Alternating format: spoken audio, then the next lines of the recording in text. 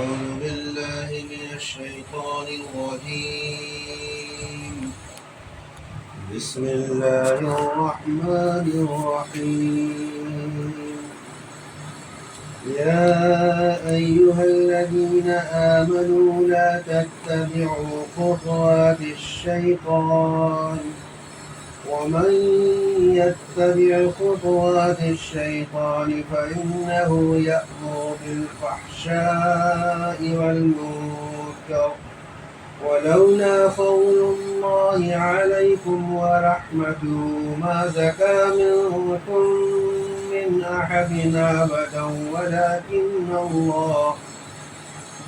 ولكن الله يزكي من يشاء والله سميع عليم. یہ پوری صورت امی عائشہ رضی اللہ تعالی عنہ کی برات کے سلسلے میں نازل ہوئی ہے. بعض مفسرین کا کہنا ہے کہ دو رکوع بالخصوص، اور کچھ نے 30 آیتیں اور کچھ نے 10 آیتیں آپ کی برات میں.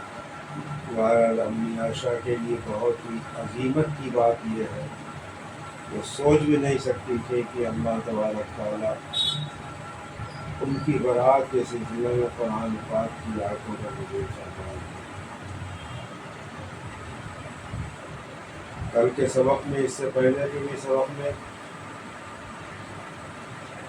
جو لوگ بہتان لگاتے ہیں، حد قذف یا حد ان کے اوپر جاری کی جائے گی، اسی سلسلے میں کل کی آیتیں پڑھی گئی. آج اللہ تبارک تعالیٰ فرما رہے ہیں کہ اے وہ لوگوں ایمان جو لائے ہو، لا تتبعوا خطوات الشیطان، شیطان کے نقش قدم میں مت چلو. عبداللہ ابن ابی جس نے ایک شیطانی حرکت کی تھی، اس میں کچھ ایمان والے بالخصوص 3 صحابہ اس میں کی باتوں میں آ گئے. تو اللہ فرما رہے ہیں کہ اے ایمان والو، شیطان کے نقش قدم سے مت چلو. وَمَن يَتَّبِعْ خُطُوَاتِ الشَّيْطَانِ، اور جنہوں نے شیطان کے نقش قدم کی پیروی کی اور چلے، تو شیطان کیا کرتا ہے؟ اِنَّهُ يَأْمُرُ بِالْفَحْشَاءِ وَالْمُنکَرِ، شیطان تو فحش اور منکر کا ہی حکم کرتا ہے، وہ بھلائی کی طرف لے ہی نہیں جاتا ہے، وہ تو بے حیائی کی باتیں کرتا ہے، بے حیائی کی طرف لے جاتا ہے. وَلَوْلَا فَضْلُ اللَّهِ عَلَيْكُمْ وَرَحْمَتُهُ مَا زَكَىٰ مِنكُم مِّنْ أَحَدٍ أَبَدًا. اب اللہ تبارک تعالیٰ ان صحابہ کرام کے بارے میں فرما رہے ہیں کہ اللہ کا اگر فضل تم پر نہ ہوتا، اس کی رحمت نہ ہوتی، مَا زَكَىٰ مِنكُم مِّنْ أَحَدٍ أَبَدًا، تم میں سے کسی کو اللہ سنوارتا نہیں، پاکیزہ نہیں کرتا، پاک نہیں کرتا، کیونکہ زبردست بہتان تھا. وہ بھی محسنات کی تو بات چھوڑیے، ام المومنین کے ساتھ ہی الزام تراشی اور بہتان تراشی. لیکن اللہ یزکی من یشاء، لیکن اللہ نے چاہا، اللہ کی مشیت تھی، جس کو چاہے وہ پاک کرتا ہے، صاف کرتا ہے. اللہ سمیع علیم، اللہ خوب سننے والا ہے. ولا يأتل أولو الفضل منكم والسعة أن يؤتوا أولي القربى والمساكين والمهاجرين في سبيل الله. ولا يأتل أولو الفضل منكم، اور قسم نہ کھائیں، یأتل نہ کریں، قسم کھائیں فضل والے تم میں سے، والسعة أن يؤتوا، اور صاحب حیثیت لوگ کی دے، اولی القربى والمساکین، قرابتوں کو اور محتاجوں کو اور مہاجرین کو اللہ کے راستے میں. وَلْيَعْفُوا وَلْيَصْفَحُوا، اور چاہیے کہ وہ معاف کریں. تو یہ جو اہل وسعت تھے، ان کے بارے میں کہا جا رہا ہے کہ قسمیں کھا کر کے اپنی برات کا اظہار نہ کریں، اور مہاجرین کی مدد کر کے، اللہ کے راستے مدد کر کے، ان کو معاف کر کے ایسا نہ کرے۔ الا تحبون ان یغفر اللہ،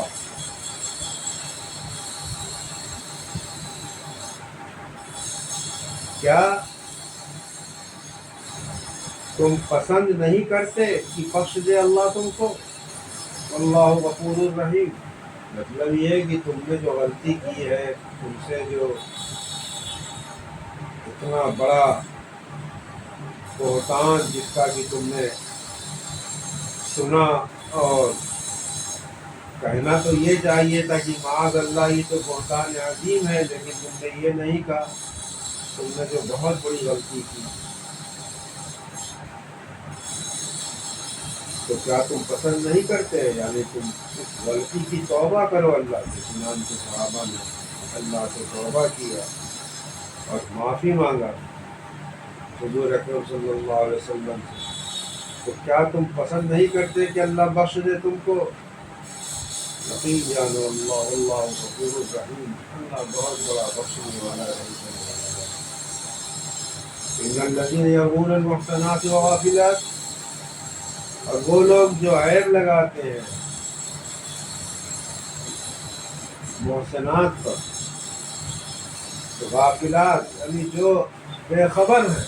امی عائشہ جیسے بے خبر تھی، بہت دن تک تو ان کو پتہ نہیں چلا کہ کیا چرچا ہو رہی ہے، کیا لوگوں میں پھسپھساہٹ ہے۔ تو وہ لوگ جو عیب لگاتے ہیں محسنات پر اور غافلات پر، تو وہ مومن ہیں، لعنوا فی الدنیا والآخرہ، ان کے لیے لعنت ہے دنیا میں اور آخرت میں، وَلَهُمْ عَذَابٌ عَظِيمٌ، اور ان کے لیے بہت بڑا عذاب ہے۔ یوم تشہد علیہم السنتہم وایدیہم وارجلہم بما کانوا یعملون، اور اس دن کوئی بچ نہیں سکے گا جس دن کی گواہی دیں گے ان کی زبانیں، ان کے ہاتھ، ان کے پیر، جو وہ کرتے تھے، بما کانوا یعملون۔ یومئذ یوفیہم اللہ دینہم الحق ویعلم ان اللہ هو الحق المبین، اس دن پورا کا پورا دیا دے گا اللہ ان کو دینہم الحق، اس دن پورا پورا ان کو سزا دے گا اللہ۔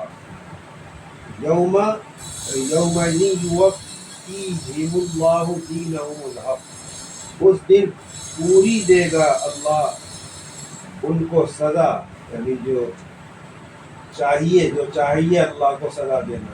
وَيَعْلَمُوا أَنَّ اللَّهُ هُوَ الْحَقُّ الْمُبِينُ، اور جان لیں گے، کیونکہ وہ اپنے دین کو حق سمجھتے تھے، اپنے مذہب کو حق سمجھتے تھے، تو ان کو اللہ پوری سزا دے گا، اور اس دن جان لیں گے کہ اللہ وہی حق ہے، وہی سچا ہے، وہی جو ہے واضح انداز میں سچ اور حق وہی ہے۔ اس آخری آیت میں الخبیثات للخبیثین، اللہ تبارک تعالیٰ کی طرف سے یہ متعین ہے کہ خبیث گندی عورتیں گندے مردوں کے ساتھ ہیں، اور گندے مرد گندی عورتوں کے ساتھ ہیں، پاکیزہ عورتیں پاکیزہ مردوں کے ساتھ ہیں، اور پاکیزہ مرد پاکیزہ عورتوں کے ساتھ ہیں۔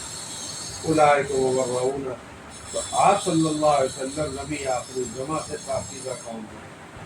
اور اللہ تبارک تعالیٰ نے امی عائشہ کو حضور کے لیے پسند فرمایا۔ روایتوں میں آتا کہ جبریل امین آئے اور امی عائشہ کا فوٹو دکھایا۔ بعض روایتوں میں کہ وہ جبریل امین نے اپنا ہاتھ آپ کے سامنے کیا تو اس میں امی عائشہ کا پورا عکس تھا موجود۔ تو ایسی ام المومنین جس کو اللہ نے حضور کے لیے پسند کیا، اور حضور کی پاکیزگی کا کیا کہنا، تو پاکیزہ لوگوں کے ساتھ ہی پاکیزہ عورتیں ہوتی ہیں، پاکیزہ عورتوں کے ساتھ پاکیزہ مرد ہوتے ہیں۔ تو اس طریقے کا بہتان تو لوگوں کو سمجھ لینا چاہیے تھا کہ حضور کی پاکیزگی اور پھر ام المومنین کی پاکیزگی، تو حضور کی پاکیزگی میں کوئی شبہ نہیں، اور پاکیزہ کے ساتھ پاکیزہ عورت کو اللہ کی طرف سے پسند کیا گیا۔ اولئک یہی عام مومنین کا بھی حال ہے۔ اولئک مبرؤون بما یقولون، وہ لوگ بے تعلق ہیں ان باتوں سے جو یہ کہتے ہیں کہ ان کے واسطے بخشش ہے اور روزی ہے اس افراد کفار کہا کرتے تھے نا کہ ہمیں دنیا کے اندر بھی اللہ نے عزت دی ہے، دولت دی ہے، ثروت دی ہے، طرح طرح کے عیش و آرام دیے ہیں، تو وہاں بھی ہم کو یہی ملے گا کیونکہ ہم اللہ کے پسندیدہ لوگوں میں سے ہیں۔ یہ ہے ان آیتوں کا ترجمہ حضرت صدیقہ عائشہ ام المومنین رضی اللہ تعالی عنہ سے خصوصی فضائل اور جو اس کا واقعہ ہوا ہے، رسول اکرم صلی اللہ علیہ وسلم کے دشمنوں نے آپ کے خلاف اپنی ساری ہی تدبیریں سر پر ڈالی اور ان کو ایذا پہنچانے کی جو جو شکلیں جو جو صورتیں ہو سکتی تھیں اس میں انہوں نے کوئی کسر نہیں کی،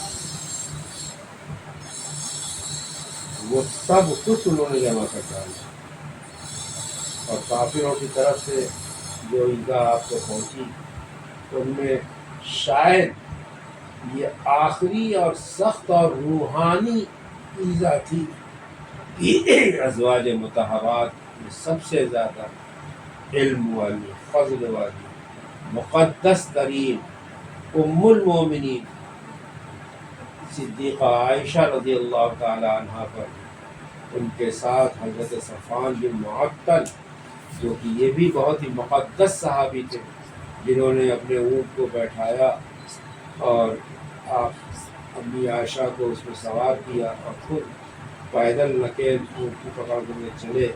یہ صحابی یہ بھی بہت ہی مقدس صحابی تھے۔ منافق عبداللہ ابن ابی نے تہمت لگائی اور منافقین نے خوب رنگ چڑھایا اس پر اور خوب پھیلایا، اور سب سے زیادہ رنج کی بات یہ ہوئی کہ کچھ سیدھے سادے مسلمان بھی سازش میں متاثر ہو گئے اور اس تہمت کا تذکرہ بھی کرنے لگے۔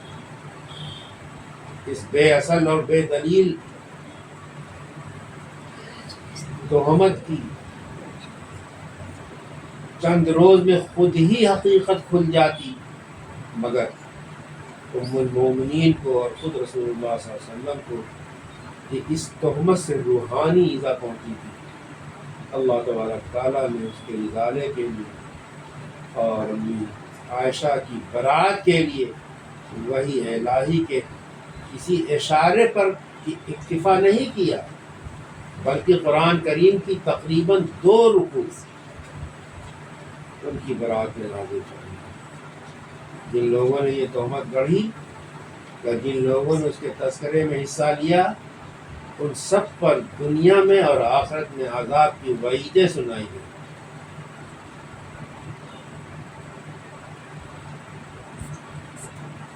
دس آیتیں تو بالخصوص ان کی پاکی اور پاک دامنی کی شہادت میں اللہ نے نازل فرمائی، جو قیامت تک تلاوت کی جائے گی۔ خود حضرت عائشہ رضی اللہ تعالیٰ عنہ فرماتی ہیں کہ مجھے اپنی جگہ یہ تو یقین تھا کہ اللہ تبارک تعالیٰ وحی کے ذریعے سے حضور اکرم صلی اللہ علیہ وسلم پر میری صفائی اور برات ظاہر فرما دیں گے، مگر میں اپنے آپ کو اس قابل نہیں سمجھتی تھی کہ میرے معاملے میں قرآن کی آیات نازل ہو جائیں جو ہمیشہ ہمیش پڑھی جائیں۔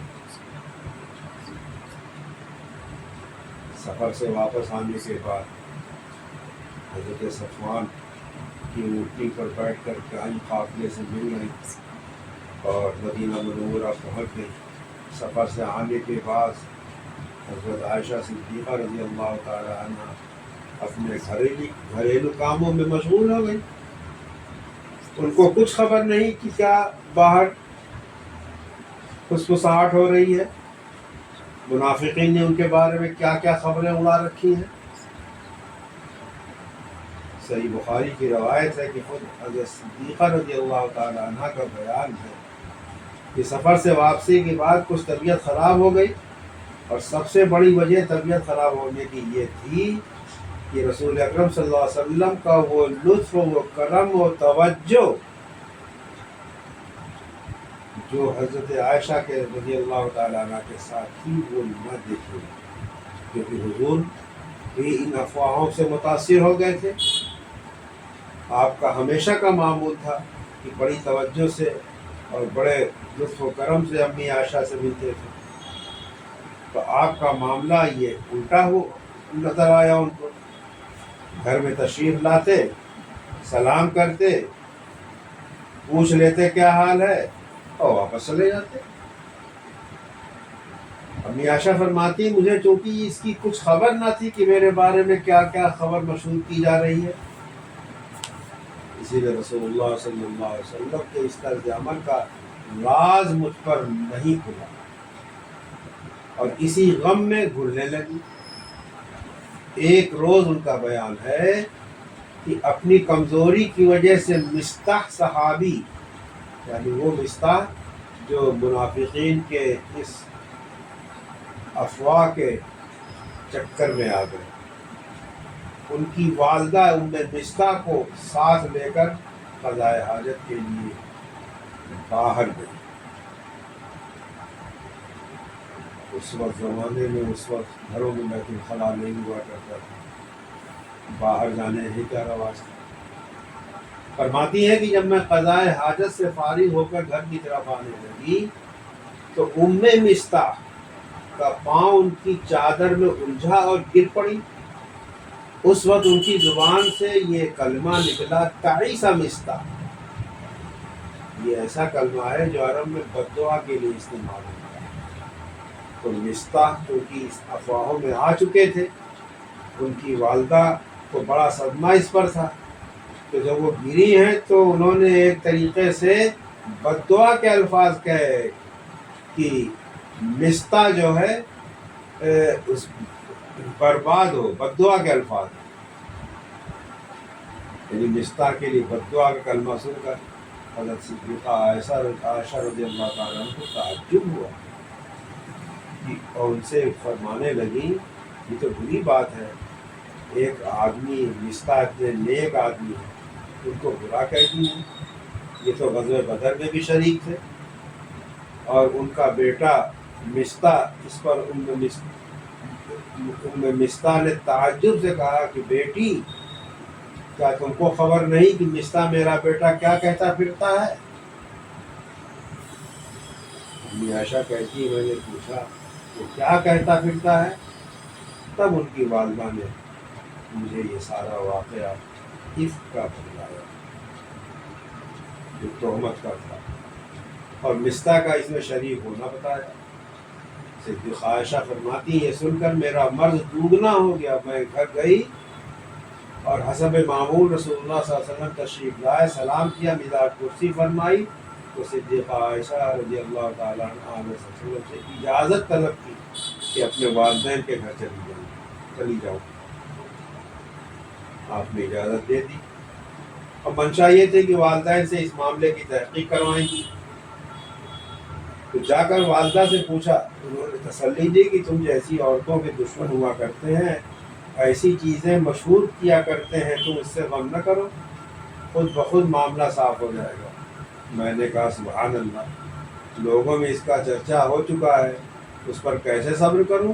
ساری رات روتی رہی، نہ میرا آنسو تھما نہ آنکھ لگی۔ دوسری طرف رسول اللہ صلی اللہ علیہ وسلم اس خبر کے پھیلنے سے سخت غمگین تھے، اور اس عرصے میں اس معاملے کے متعلق کوئی وحی بھی آپ پر نہ آئی، اس لیے حضرت علی کرم اللہ وجہہ اور اسامہ بن زید جو دونوں گھر کے ہی آدمی تھے ان سے مشورہ لیا کہ ایسی حالت میں مجھے کیا کرنا چاہیے۔ حضرت اسامہ بن زید نے تو کھل کر عرض کیا جہاں تک ہمارا علم ہے ہمیں عائشہ صدیقہ رضی اللہ تعالیٰ عنہ کے بارے میں کوئی بدگمانی نہیں ہے، ان کی کوئی بات ایسی نہیں جس سے بدگمانی کی راہ پیدا ہو، آپ ان افواہوں کی کچھ پرواہ نہیں کریں۔ حضرت علی کرم اللہ وجہہ نے آپ کے غم اور اضطراب سے دیکھتے ہوئے آپ کو اس غم اور اضطراب سے بچانے کے لیے مشورہ دیا کہ اللہ تعالیٰ نے آپ پر کچھ تنگی نہیں فرمائی، اگر افواہوں کی بنا پر عائشہ صدیقہ کی طرف سے کچھ تکدر طبعی ہو گیا ہے تو بہت سی عورتیں ہیں، آپ کا یہ تکدر اس طرح رفع ہو سکتا ہے۔ بریرہ رضی اللہ تعالیٰ عنہ صدیقہ عائشہ رضی اللہ تعالیٰ عنہ کی تمیز ہے، ان سے ان کے حالات کی تحقیق فرما دی۔ حضرت علی نے یہ کہا، بار رسول اکرم صلی اللہ علیہ وسلم نے حضرت بریرہ سے پوچھ گچھ فرمائی۔ حضرت بریرہ نے عرض کیا کہ اور تو کوئی بات عیب کی مجھے حضرت عائشہ میں نظر نہیں آئی، صرف یہ بات نظر آئی کہ ان کے نو عمر ہونے کی وجہ سے بعض اوقات آٹا گوندھ کر رکھ دیتی ہیں اور خود سو جاتی ہیں، بکری آ کر آٹا کھا جاتی ہے۔ یہی ایک عیب حضرت عائشہ میں حضرت بریرہ کو نظر آیا، اور کوئی عیب ان کے اندر نہیں۔ بہرحال والدین بھی میرے پاس آ گئے تھے، وہ ڈر رہے تھے کہ رونے سے میرا کلیجہ پھٹ جائے گا۔ میرے والدین میرے پاس بیٹھے ہوئے تھے کہ رسول اکرم صلی اللہ علیہ وسلم تشریف لائے اور میرے پاس بیٹھ گئے، اور جب سے یہ قصہ چلا تھا اس سے پہلے آپ میرے پاس آ کر کبھی نہیں بیٹھے تھے۔ پھر آپ نے ایک مختصر سا خطبہ دیا اور فرمایا، اے عائشہ، مجھے تمہارے بارے میں یہ باتیں پہنچی ہیں، اگر تم بری ہو تو ضرور اللہ تعالیٰ تمہیں بری کر دیں گے۔ اب دیکھیے، حضور کو علم غیب ہوتا تو مہینوں حضور اور حضرت عائشہ اس طرح پریشان ہوتے، حضور وہی کا انتظار کر رہے ہیں۔ تو آپ نے خطبہ دیا کہ اگر تم بری ہو تو ضرور اللہ تبارک تعالیٰ تمہیں ضرور بری کر دیں گے، یعنی برات کا اظہار وہی کے ذریعے سے فرماتے ہیں۔ اور اگر تم سے کوئی لغزش ہو گئی ہے تو اللہ سے توبہ استغفار کرو، کیونکہ بندہ جو اپنے گناہ کا اعتراف کر کے توبہ کر لیتا ہے تو اللہ تعالیٰ اس کی توبہ قبول فرماتا ہے۔ جب رسول اللہ صلی اللہ علیہ وسلم نے اپنا کلام پورا فرما لیا تو میرے آنسو بالکل خشک ہو گئے، میری آنکھوں میں ایک قطرہ نہ رہا۔ میں نے اپنے والد ابو بکر سے کہا کہ آپ رسول اللہ صلی اللہ علیہ وسلم کی بات کا جواب دیجیے۔ حضرت ابو بکر رضی اللہ تعالیٰ نے عذر کیا کہ میں کیا کہہ سکتا ہوں۔ پھر میں نے اپنی والدہ سے کہا کہ آپ حضور کی بات کا جواب دیجیے۔ انہوں نے بھی عذر کر دیا کہ میں کیا کہہ سکتی ہوں۔ اب مجبور ہو کر مجھے ہی بولنا پڑا۔ تو اپنی عائشہ فرماتی کہ میں ایک کم عمر لڑکی تھی، اب تک قرآن بھی زیادہ نہیں پڑھ سکی تھی، اور اس وقت اس رنج و غم اور انتہائی صدمے کی حالت میں، جبکہ اچھے عقل مندوں کا بھی کوئی معقول کلام آسان نہیں ہوتا، تو صدیقہ عائشہ نے جو کچھ فرمایا وہ ایک عجیب و غریب عاقلانہ اور فاضلانہ کلام ہے۔ تمام مفسرین و محدثین اس کے قائل ہیں۔ امی عائشہ فرماتی ہیں، واللہ لقد عرفت لقد سمعتم هذا الحدیث حتى استقر في انفسكم فصدقتم به ولئن قلت لكم اني بريئة والله يعلم اني بريئة ولا تصدقوني ولئن اعترفت لكم بأمر والله يعلم اني منه بريئة لتصدقوني والله لا أجد لي ولكم مثلا إلا كما قال أبو يوسف فصبر جميل الله المستعان على ما تصفون۔ حضرت عائشہ فرماتی ہیں کہ اس کا ترجمہ یہ ہے کہ بخدا مجھے معلوم ہو گیا ہے کہ آپ نے اس بات کو سنا اور سنتے رہے یہاں تک کہ آپ کے دل میں یہ بات بیٹھ گئی، اور آپ نے اس کی عملاً تصدیق بھی کر دی۔ اب اگر میں یہ کہتی ہوں کہ میں اس سے بری ہوں، جیسا کہ اللہ جانتا ہے کہ واقعی میں بری ہوں، تو آپ میری تصدیق نہ کریں گے، اور اگر میں ایسے کام کا اعتراف کر لوں جس سے میرا بری ہونا اللہ تعالیٰ جانتا ہے تو آپ میری بات مان لیں گے۔ واللہ اب میں اپنے اور آپ کے معاملے کی کوئی مثال سوائے اس کے نہیں پاتی جو یوسف علیہ السلام کے والد یعقوب علیہ السلام نے اپنے بیٹوں کی غلط بات کو سن کر فرمایا تھا کہ فصبر جمیل، یہ امی عائشہ نے حضور سے بات کی۔ اسی کے بعد جو ہے